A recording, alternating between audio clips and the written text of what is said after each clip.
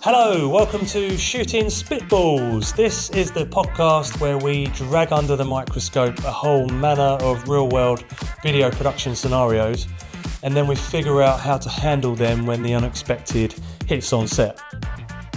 My name's Martin from Shot and Strung Films, and after years of shooting in all kinds of tricky situations, I'm here to pass on what I've learnt to new emerging video shooters that are looking for real, honest, practical advice. Advice that's going to help them stay sharp and adapt fast when things take a turn for the worst on set, which they often will do, believe me. Okay, today we welcome back two shooting specialists, Yemi Sawyer and Duncan Wright. Yes, they're both back, which either means they enjoyed it last time or couldn't find anything better to do. In this episode, we're having a roundtable discussion, wait for it, about roundtable discussions. This one's set in a glass-walled, far more expensive looking meeting room than ours. We'll discuss camera placement, to lighting, to pretending not to notice people pressing their faces against the glass. Let's get into it. Okay, welcome gentlemen. It's good to have you back. How are we feeling? I'm good, Martinios. Yeah, how are what have you you? been up to since I last saw you? Crikey, I've been paying bills. You bought a new shirt? Do you know what I did? But I didn't bother to iron it. I figure, listen, let's not go too far on this. Let's just get a shirt. You iron shirts these days. Don't iron I it. haven't got time for that. Yeah. Duncan, good to see you again. Thank you very much. Thanks for having us back. It's a nice cardigan. It is a cardigan, yes. Or should I have said jumper? Oh, it's a cardigan. It is a cardigan, It's got buttons and everything. It's pretty legit. That was a loaded comment. Yeah. All right, T-shirt boy. I'm just spitting facts. Right, and welcome myself. Yes, Thanks, good to have you back, Martin, Martin. Right. So, yeah, I think we should tell people at home who you both are. We probably need an intro from you both. So let's start with Duncan. Yeah, hello. My name's Duncan Wright. I'm a freelance cameraman. I've been in and out of the film game, in the film game for 25 years. And I shoot across a variety of different things. So live events, sports media, film, bit of TV here and there. Mm-hmm. Lots of corporate stuff. All good fun. Jolly good. And Yemi. Hey, Martinios. Would you like to... Yeah. I'm loving the Martinios, though, can I just say? To continue that I've been known as Martinios for a good 5 years now. Yeah. Love it. I'm Yemi. I started my career at Fremantle Media, developing TV formats under their umbrella of production companies. And then I went on to presenting, did some stuff on Sky Sports, Sky Travel, MTV Hits. And now I own my own film production company called Light Switch TV. Does corporate films, events, blah, blah, blah. Awesome. Okay, why are we here? Because we're shooting spitballs. We are spitballing about shooting.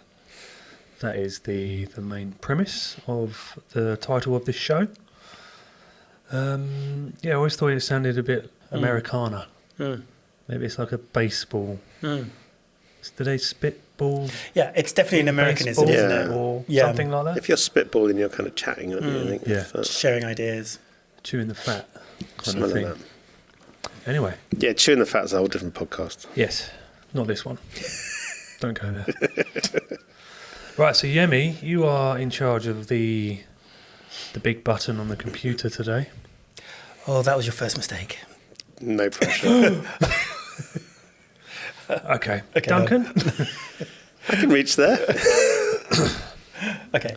Right, so, let's have a look at our scenario we're dealing with today, shall we? Go on, Yemi. No. Yeah. No, yeah. There you go. There we go. Right, this is Oh, that's a nice looking room. a very mahogany-looking round office. Gosh, that's within nice. an office. That is a nice room. Does it really exist? I'm going to say no. No. Because rooms are never like that when they say, we've got a nice office to film in. What do you reckon, Jeff? Is that Jeff with the AI button? Yes. So, what we're looking at? We're looking at a round table in a looks like maybe be soundproofed room. That Who won't knows? be soundproofed. No, you don't think? It might be deadened, but it won't be proofed. Okay. So why are we here? Why are we here? You've been asked to shoot a 5-person roundtable discussion today for an insurance firm in London. And they're just going to be talking about their end-of-year figures and what they're looking forward to next year and what they could do better. Just a, like a yearly roundup. But you've got to make it look pretty in focus and sound good. So they've asked for 3 cameras and 5 radio mics. The budget is there. So who should we come to first? So that'd be you this time, Duncan. I've just nominated myself there. When you say the budget is there... well, no one has 5 mics, do they? I know soundmen that do. Well, there's no budget for a soundman. Although that would be my first push on something like this. With 5 mics, 5 people talking, I want a soundy on that. Oh, I forgot to mention there's 2 of you. 2 camera guys. That's fine. You still can't get 2. You still can't get 5 mics into 2 cameras. No, you can can't. Get 4 in, and there's one that's always not going to be monitored. Okay. So my first flag, if you're talking about this situation, if there were 3 people, fine, no problem. If there were 2 people, fine. But once you get beyond that, the limit of a lot of cameras have 2 XLR in. Yeah. Once you get beyond that, I mean, even 2 or 3, I'd push for a soundman. What if a soundman wasn't available? What do you mean wasn't available? Isn't budgeted for? Yeah. And let's say you owned 2 mics. Zoom. And let's just say you're the second cameraman on this, Yemi, and you had 2 mics. So how are we going to fix the problem with the 5th? You can have an external recorder. You can do, yeah. But you need someone monitoring it. The thing is, because presumption, as has been said many times, is the mother of all fuck-ups, right? Yep. So if you presume that mic is working, but you can't hear it, it may not be working. I mean, for me personally, I don't know how much experience you have running sound and audio. Like, I'm happy to have audio come into the camera, and I can hear it and I can monitor it. But on something like this, but you might have the CEO of the company and a couple of his bods, and it's all like, what's often forgotten. Okay, the room looks lovely. We can make it look lovely. They're having a conversation. The conversation and the content of that is the most important thing in this room, right? So if you lose some of that, then the whole thing is lost. So I don't know. Again, if they go, we haven't got budget for it, then I'd probably just go, well, I'm not going to do it like that. You obviously don't want to lose a job, and if it's a client that you run regularly with, and that you want to keep them happy, but you have to explain to them, if one mic goes down and no one's monitoring that, then we can't come back and do this again. Okay. That's my first big flag of the room. Good. Let's come back to sound in a little while. Lighting-wise, what would you do?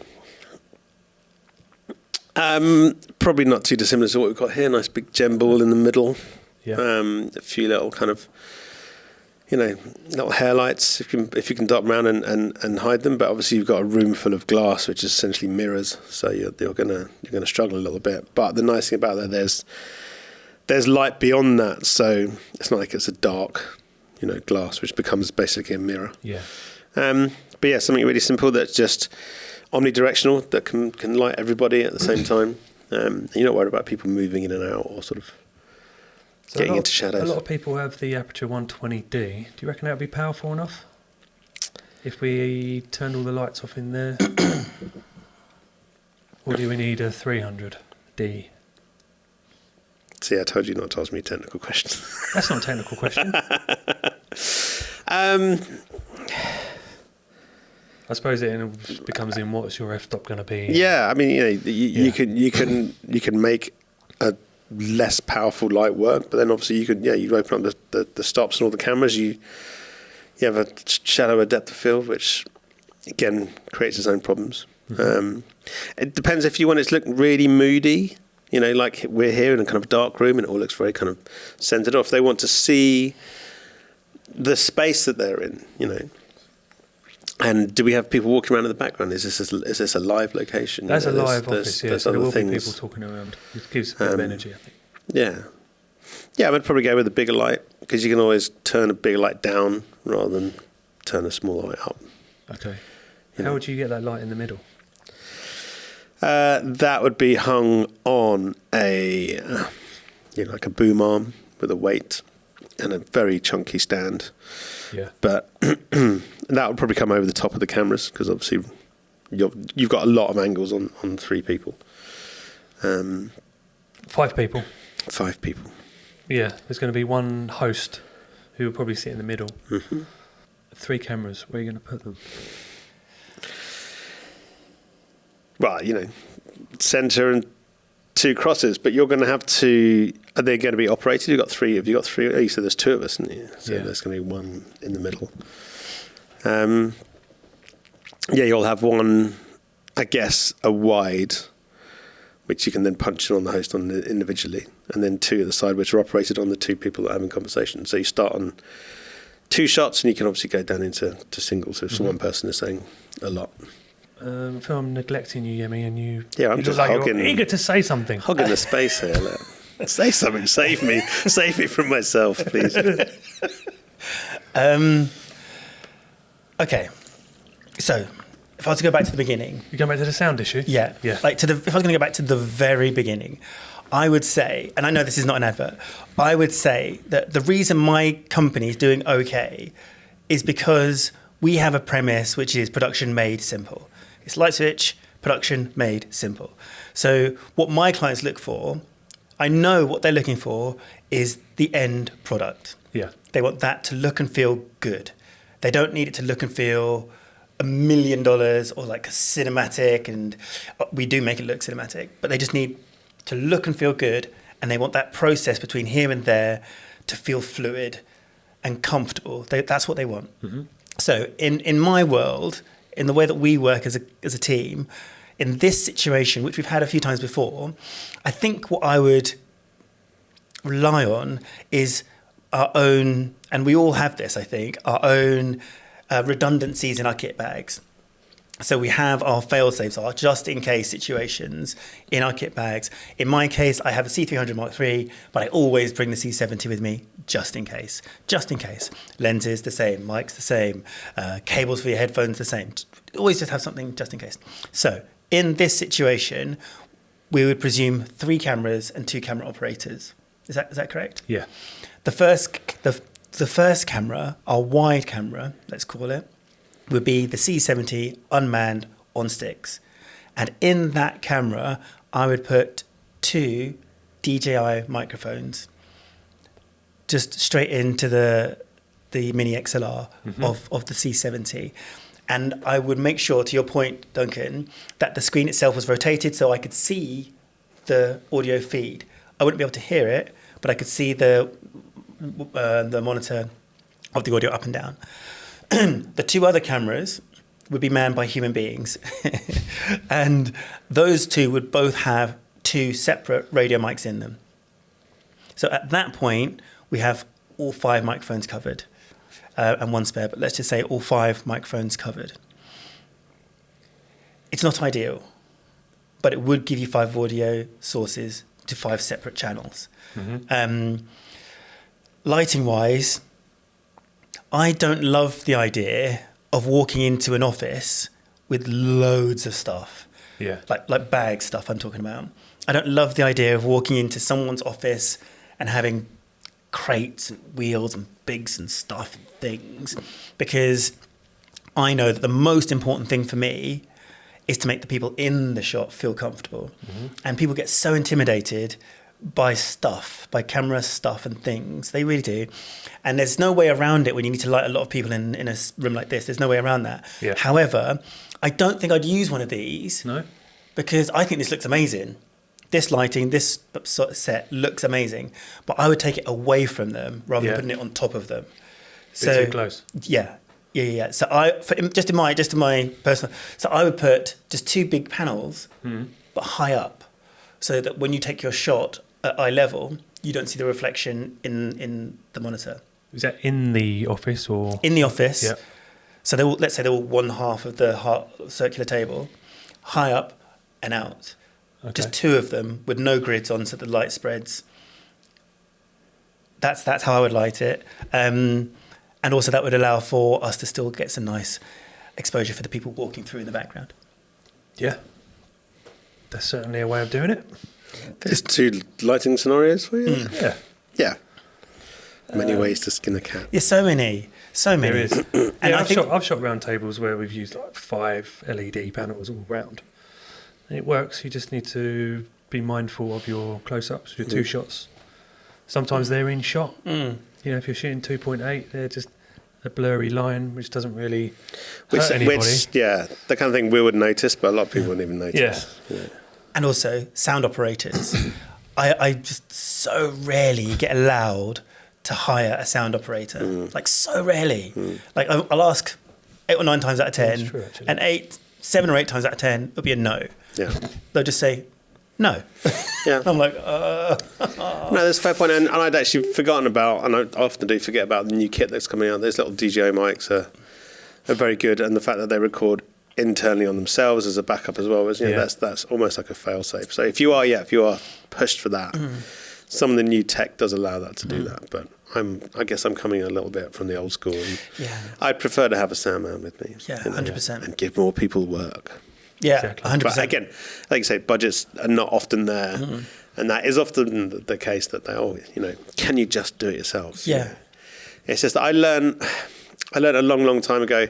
I did a big job for, I think it was at Capcom, the gaming company, and they had this is very early on in my career, and they had a game launch with a load of the game designers who'd come over from Japan or somewhere, and this room full of people, and they all had handheld mics. And I borrowed an SQN off a friend of mine who's an audio tech. Rather than giving him the job, I was like, I can't afford it, but can I hire your bit of kit? And I plugged all the mics in, everything was working fine. Yeah, this is all good. And I mistakenly monitored what was coming into the SQN, which sounded fine, but I didn't monitor the feed that was coming from that into the camera. And it was way too hot. Yeah. It was completely distorted. When I got it back, I was like, what the hell's this? And it was just a silly little mistake, but I ended up having to use the onboard mics on all the cameras because that's the only way we could use the audio. And you had people with what would look like a nice close mic in their hands with this very distant audio. Yeah. And never worked with Capcom again, surprisingly. It's a mistake because, it's a side of the business that at that time I didn't really know. And was like, okay, this is why you have audio techs, And yes, sure. there is technology available now for us to use it as cameramen, but I'm a cameraman. I'm a DOP. I'm not necessarily an audio. Well, I'm not an audio sound recordist in any way, shape, or form. They're very different disciplines, aren't they? 100%. It's like when people say, "Oh, can you just take some stills on this at the same time?" I'm just like, no. I know plenty of good stills photographers. I'll send you their number, and they do the same when they're asked to take video on a shoot. They're like, no, because people go, but it's the same thing. Yeah, we're dealing in these scenarios, but it's incredibly different. I mean, sounds particularly, but then if they don't have the budget and they're happy with just something a bit more rough and ready and not quite as polished, then those DJIs are perfect get around. Or like I say, even going into a Zoom, you can put a load of channels into this and record that. Yeah. But with that, I'd like to, even if they had not one of our team, one of their team, which is a pair of headphones, just listening. And I say, just listen. That's not a bad idea, I've said that before, listen, and if you hear something change or crackling or something goes off or something goes quiet, just put your hand up, And that's the other thing, to tell people that it's okay to go, well, stop, rather than just kind of panic and go, wait, something's changed. I can't hear him. And that's the difference between having a professional person and, the office secretary or whatever. Can you just listen to this? That's the real world scenario for you. Yeah. Oh, look, the producer from hell has turned up. Oh, here we go. I don't even remember what they said. What accent have we got this time? Are you ready, Duncan? I'm not, but yeah, Should we go ahead. go to Yemi first? Go to Yemi. I had it first last time, so Fair enough. let's switch it up. All right, I'm about to press the button. Oh, for God's sake, they've just told me that they want to include a sixth person, Yemi. This is absurd. How are we going to fit that sixth person in? And do we have an extra mic for them? What do you think? What an accent. Beautiful accent. Beautifully delivered. It sounds incredibly like you, all these people. Random, isn't it? Well, luckily we had one spare for the DJI because there were two in there. But that's an extenuating circumstance. That literally had a spare microphone and a spare channel in the C70. That's because they come in pairs. That's the only way that you'd be able to get away with that situation. Yeah, it's the only way. But that's basically what we do.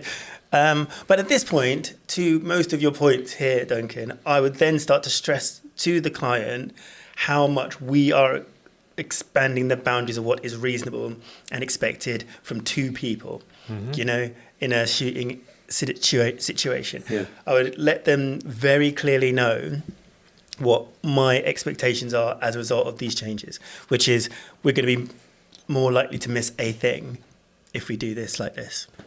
Just as long as it's communicated on the day, we know where we all are. Because, like you said, it's too much. It's the question of what's more expensive, to do this wrong and then have to redo the whole thing, or just to pay for one other person to come along and then make sure it all works right on the day.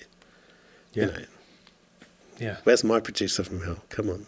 Oh, you're not ready. I'm not ready yet. Producer yet. Damn it. We're just warming up.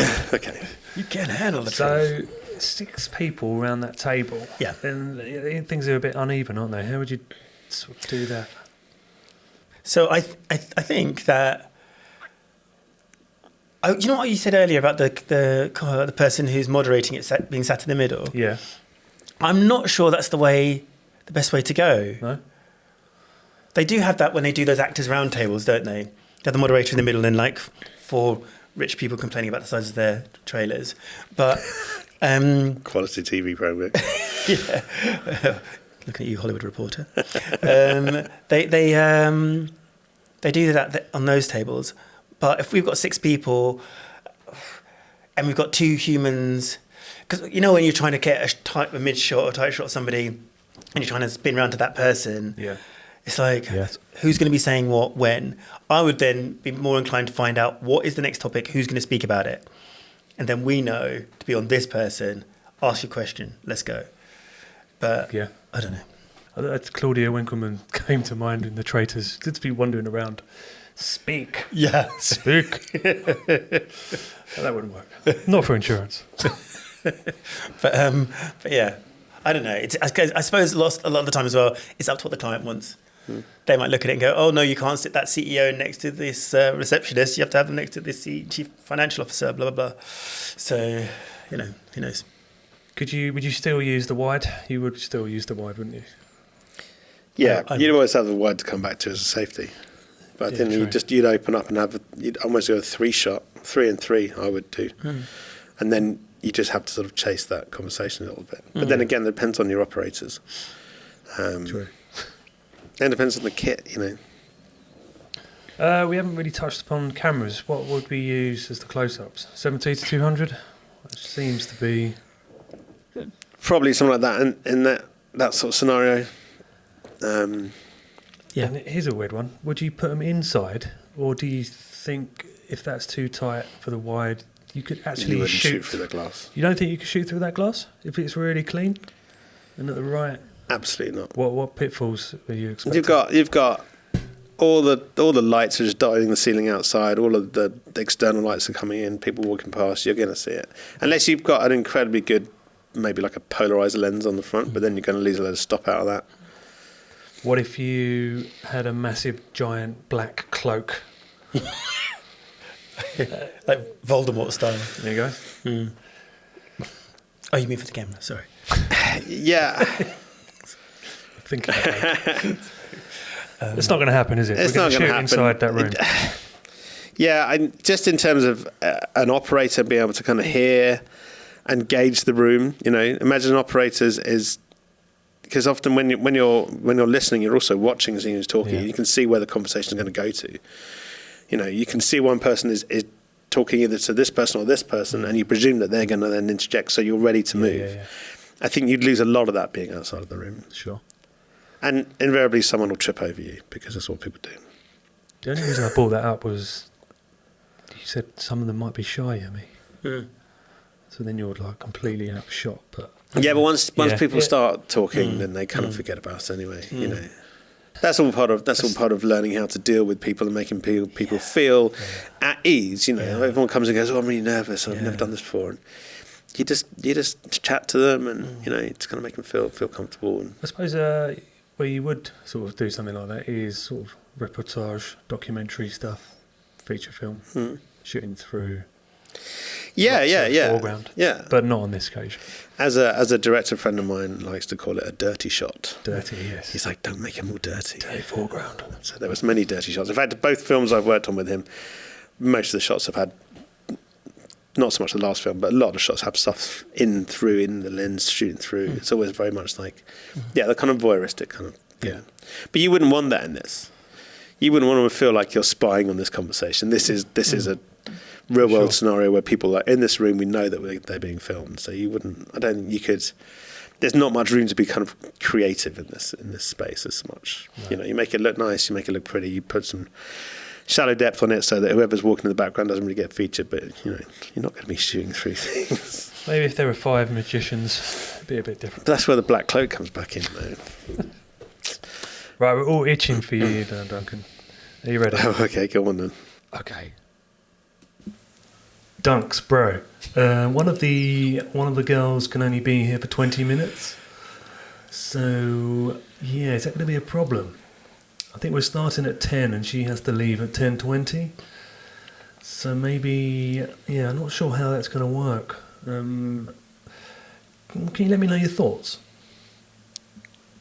And I'll just add a little bit more. She's got a flight to catch to LA. She's never going to be back. So Sure. How important is she to this conversation? she's not that important. She's got like a few bits and pieces to say. She's not going to be talking for the entire hour that they've got scheduled. Yeah, I mean, one thing that I've learned in the time doing this is that time and expectations of time are nothing you can ever rely on. You know, I don't know. It's tricky. That would be my first question: is does she actually need to be here? Does she physically need to be in the rest of this conversation? Because if not, I would just say just remove. Because if you've got an hour-long conversation and someone's only there for 20 minutes, that's going to be a nightmare in the edit. Unless you say, oh, now so-and-so has to leave, and he actually awkwardly disappears, which there's a way of getting around it. You know, you could make a thing of it, you know. So-and-so, oh yeah, by the way, Martin, you've got a flight to catch. Okay, go on, off you go. But if you don't have that, then your continuity is lost. You've got someone who's there and then someone who's just not there. Yeah. And there's no explanation for it. So again, depends on how kind of succinct they want this thing to be. Do you want an empty chair at some point in the middle of it? If there's an empty chair, does everyone move spaces? Again, continuity nightmare. I don't know, what are your thoughts on that? Because I agree. That's a really... Yeah, no, I disagree with what you've just said. Oh, okay, fantastic. Oh!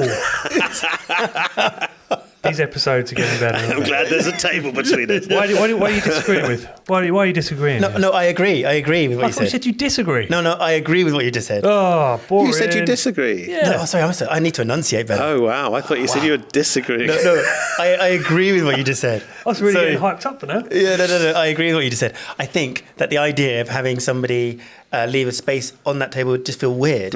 I think you're right. The only way to really navigate that is to say, oh, Martin's got to leave now, he's catching a flight to X. You could add in some value by saying what's happening at that person's destination, which is concurrent or parallel with what you're talking about at the table. So, you know, oh, they've got to go to so-and-so to catch a flight to talk about the XYZ exhibition, which we'll be attending next year, or whatever it is. Yeah. Something like that. Not just she's got a lunch meeting or whatever. Yeah. Yeah, give it a bit of gravity. Yeah, that's a good point. Okay. But otherwise, I don't... I agree with you. Sorry, I need to be clearer. No. So but like I said, I mean, you know, the time thing, if people say, oh, we've only got an hour, you know, that's often going to stretch because things take a little bit time. Things are either, you know, take more time or less time. It's never the actual time that people say. Yeah. You know, and you have to be prepared for that and have to deal with that. And also just setting up, getting stuff ready, being ready to go. Yeah. That's going to take a long time to get ready at the beginning, and then you can flow. It's often they say, "Do you want to come in for 9 to start shooting at 9:30?" And I go, "No, I want to be there for 8 to shoot for 9:30 at the earliest." Yeah. You know, Pretty much like, even with a small kit, you know, it takes a little bit of time. If there's only 2 of you, you've got lights and camera and sound set up. That's a whole load of stuff. Yeah. You know. But yeah, that's what I think. You're right. I'm glad we're on the same page. I have a few far-fetched thoughts on how I'd do it. But the intro is done on the wide, and then you shoot the outro with everyone there. So thank you, blah blah blah blah blah. Thank you all for coming. He has, the moderator is a he. He's got a couple of questions for her. Let's say, so he'd ask the questions, she'd deliver, and then I'm thinking, we shoot a couple of 2 shots of whoever she's sitting next to, of them just listening, nodding. Because you can always put them in. You could, but would it not feel odd for that one person to then not talk for the next 40 minutes? And just occasionally have her like nodding? Maybe. And also that only allows for a 2 shot next to the what missing about chair. if the moderator did all of the questions? So like, coming to you so-and-so, coming to you so-and-so, and you see that on the wide and she's there. Because then it's not going to feel like she's never gone. I still think in an organic, unscripted conversation, you're going to run into issues. Yeah.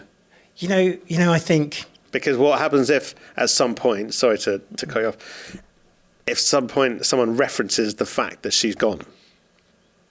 By accident. Yeah.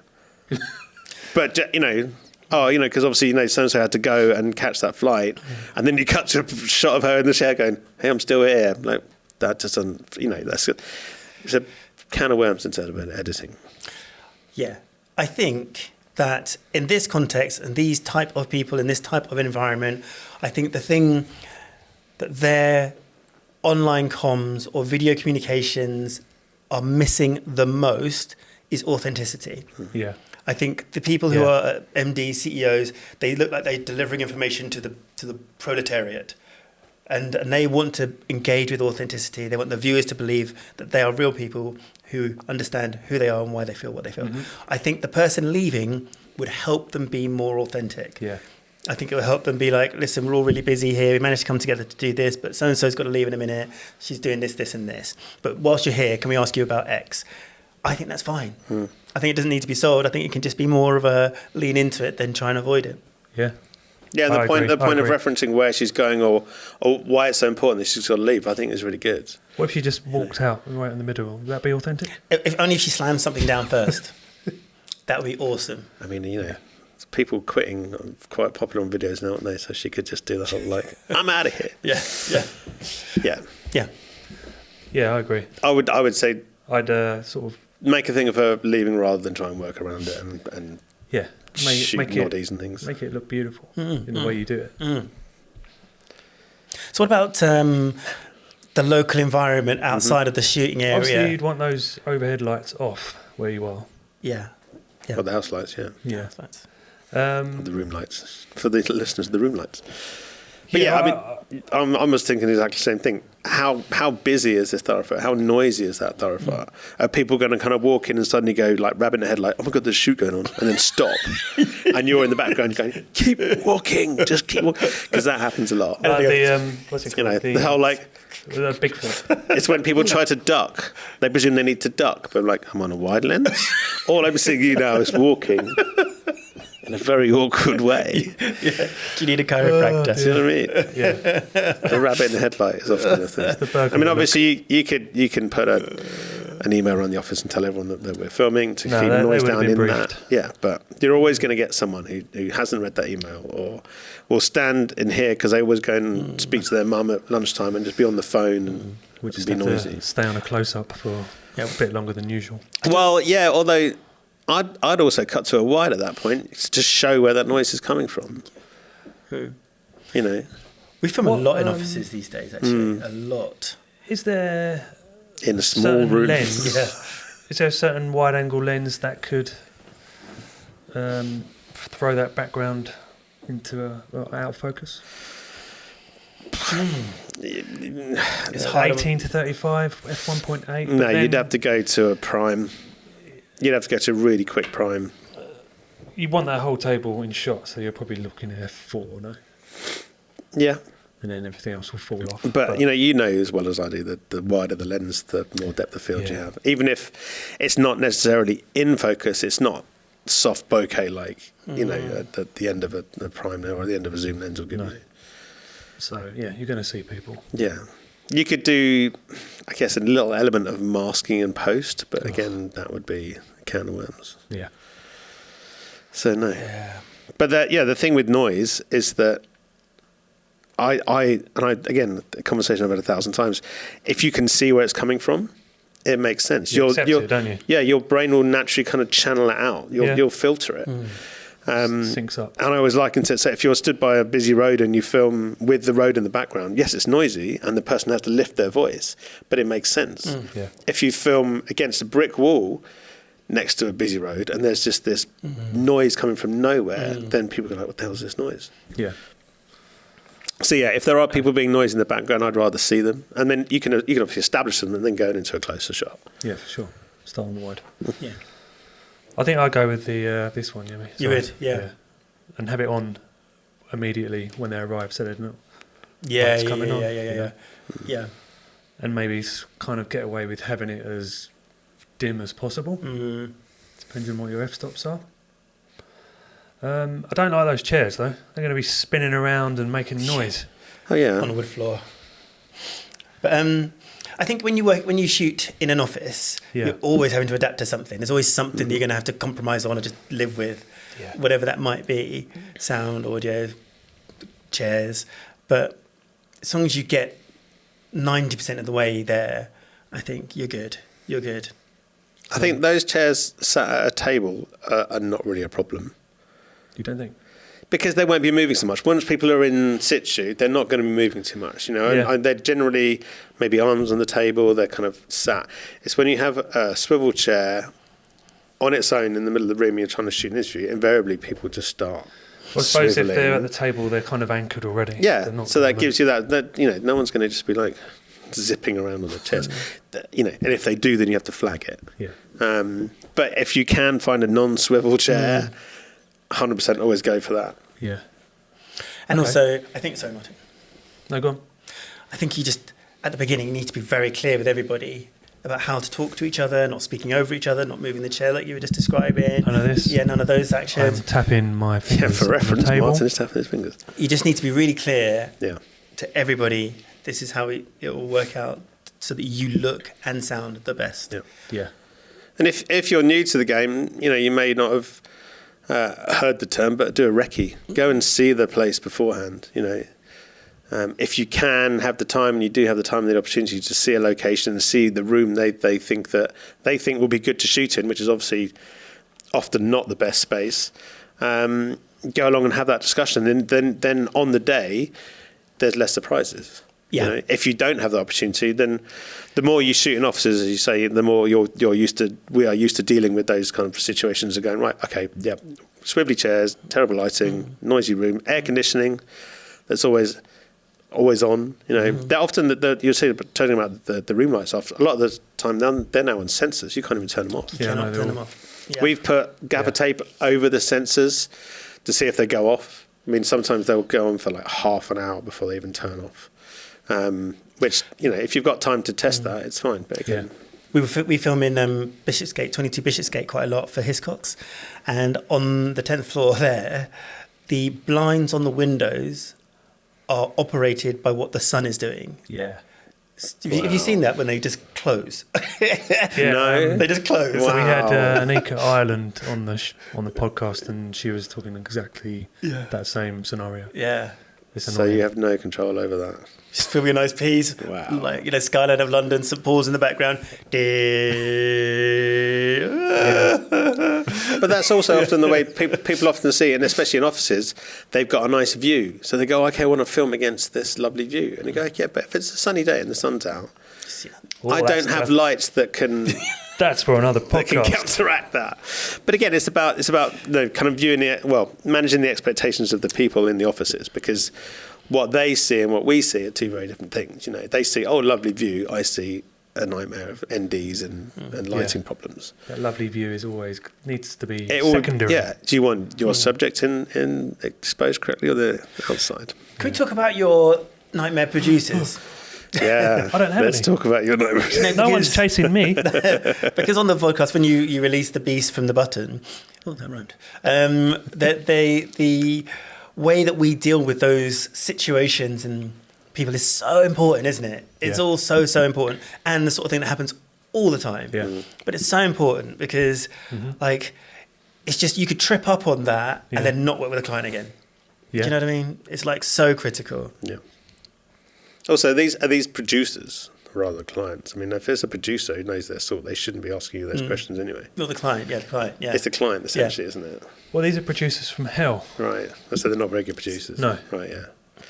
Don't work with producers from hell. There you go. That's good advice. Because could be client. a good producer will know that the answer to that question anyway. And it would take a long way down the line to come to me for them to go, right, okay, what's the solution? I think it's definitely the client as a producer, maybe. Acting as a producer, Yeah. Maybe I'll take that back to the drawing board.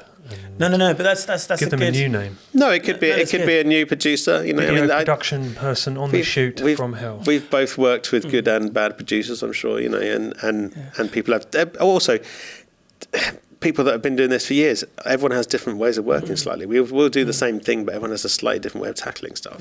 Yeah. Some people are just like, yeah, we can make that happen, and then they come to you, and go, right, can we make that happen? And you're like, no.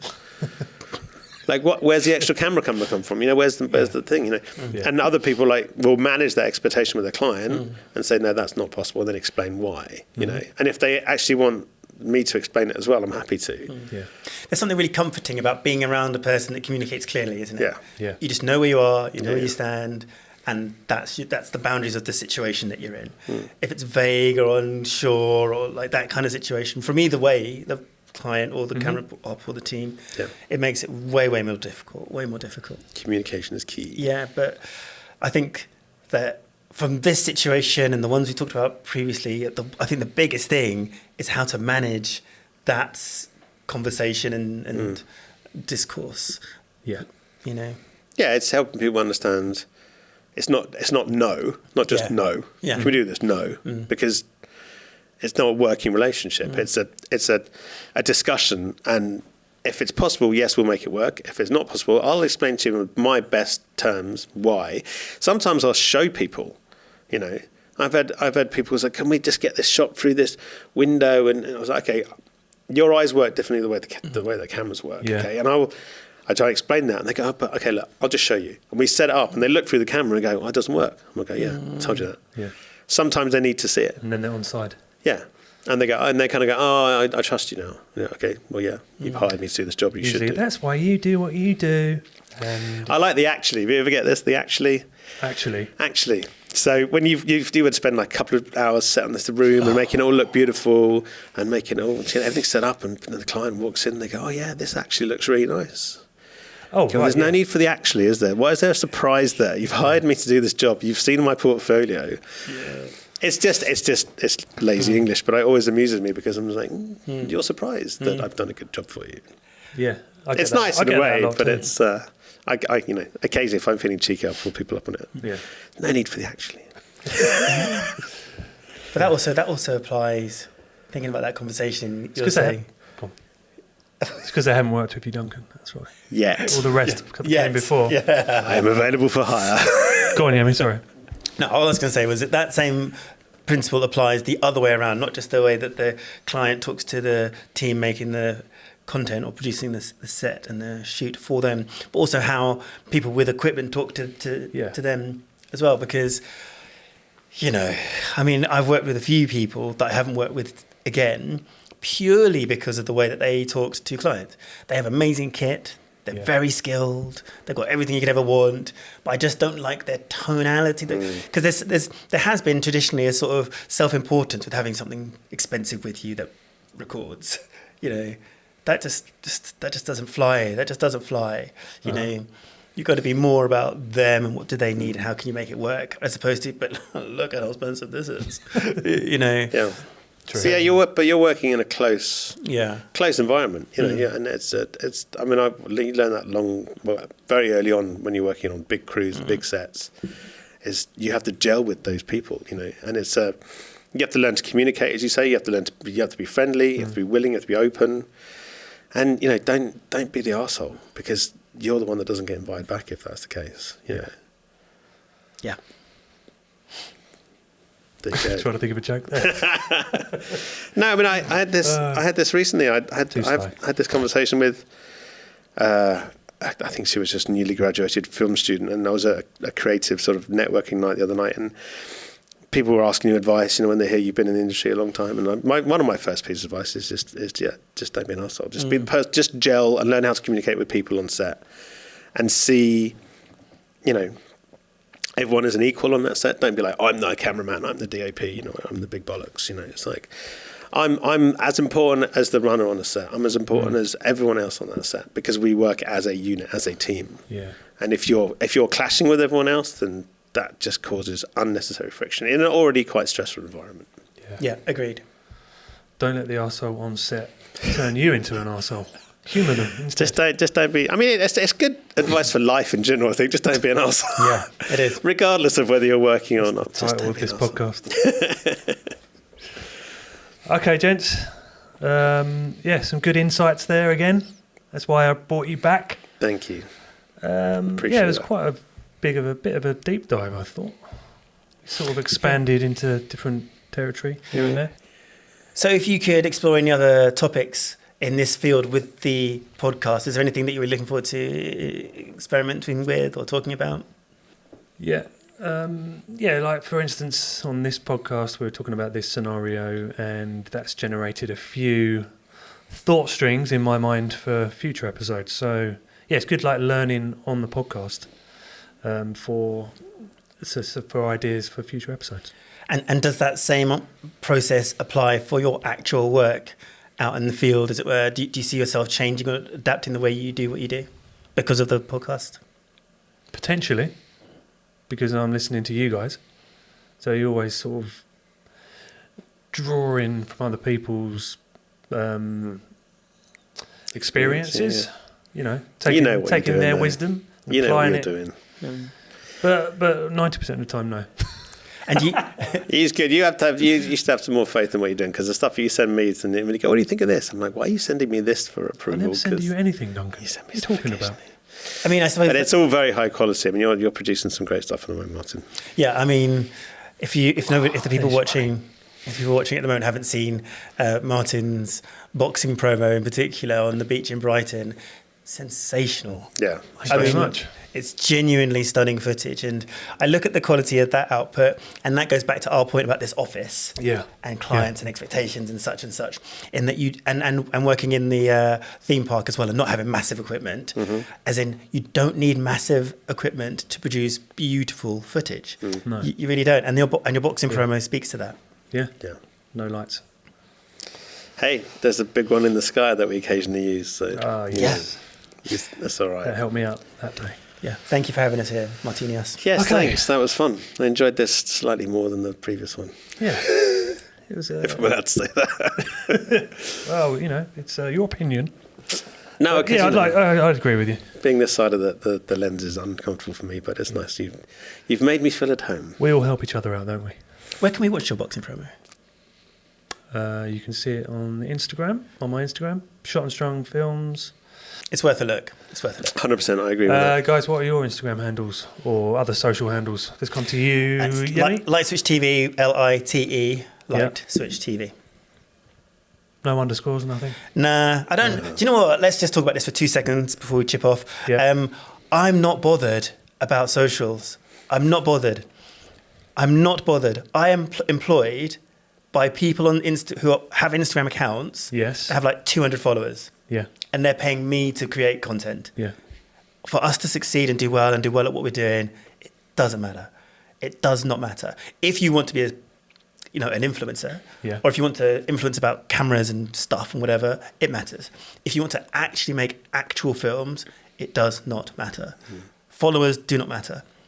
if you want to like engage with people and find out about how to do things better or watch people doing great content, yeah, go ahead, do that. But I'm not bothered. I'm just not bothered. Yemi's just lost all of his followers on Instagram. No, that's a very good point. That is a very good point. You know, yeah, my Instagram's there and my website's there just for people to be able to reference, you know, show reels and stuff and previous things. But I can't remember the last time I had a call through that or an email through my website. Yeah. Which is DuncanWright.com. And my Instagram is Duncan Wright _ Duncan _ Wright. But yeah, I mean, you know, they're just avenues that we all kind of have to have. But yeah. Maybe this is a... See, look, but then I think I'm in quite a privileged position. We're in a privileged position to be doing it for a long time that people come to us direct, you know. Yeah, true. I'm sure there are people finding work through LinkedIn and through Instagram and through other things, but... Yeah. It's a whole lot of work. It is. Yeah. There's some out there. Go on, what were you going to say?